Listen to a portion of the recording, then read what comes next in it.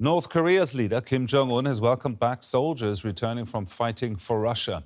In a special ceremony in Pyongyang, Kim called the soldiers heroic. He acknowledged that 9 members of the unit had been killed. In 2024, Moscow and Pyongyang signed a strategic partnership promising military assistance should one of them be attacked. South Korean intelligence says Pyongyang has since sent up to 15,000 troops to support Russia's invasion of Ukraine, and that thousands of them have been killed.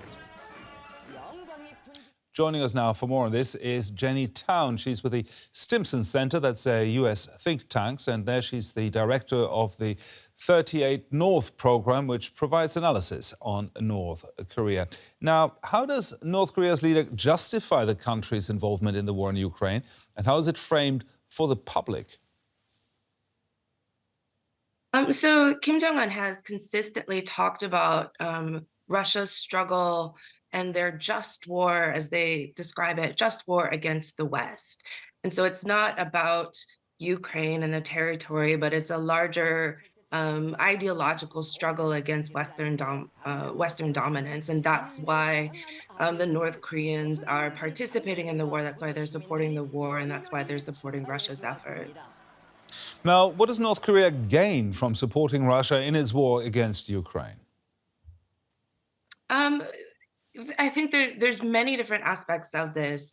One is that their loyalty to Russia has really paid off in terms of increasing economic cooperation, really working around sanctions and having an ally in resisting sanctions. So it's been a big boon to the North Korean economy. There's now military cooperation and defense cooperation that hasn't existed since the Soviet Union.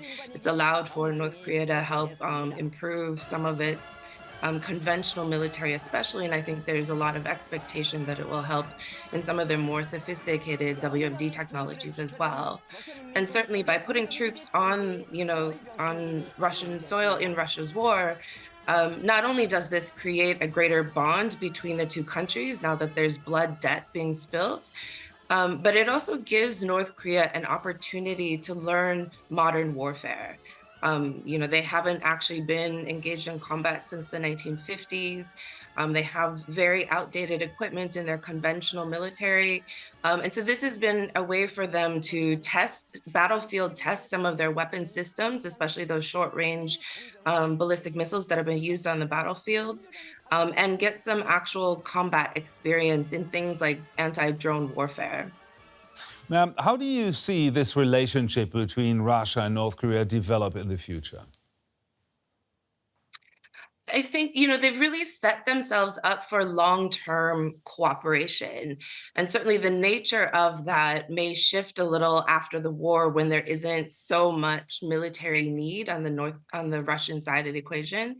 But you already see, for instance, all of these allegations that North Korea will be sending, for instance, 12,000 troops and 12,000 workers to help in Russian drone factories, for instance, learning how to make drones, helping Russia increase their drone capacity. But of course, the North Koreans will learn from that process as well.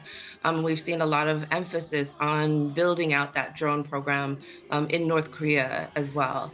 But especially, there's been a lot of economic cooperation agreements, a lot of high-level visits from provincial Russian Far East provincial governors and economic managers. There's overseas workers going to Russia from North Korea. So there's many ways in which they're cooperating, as well as the political cooperation to help integrate North Korea better into what seems to be a growing anti-Western network of states. Jenny Town there, Senior Fellow at the Stimson Center. Thank you very much. Thank you.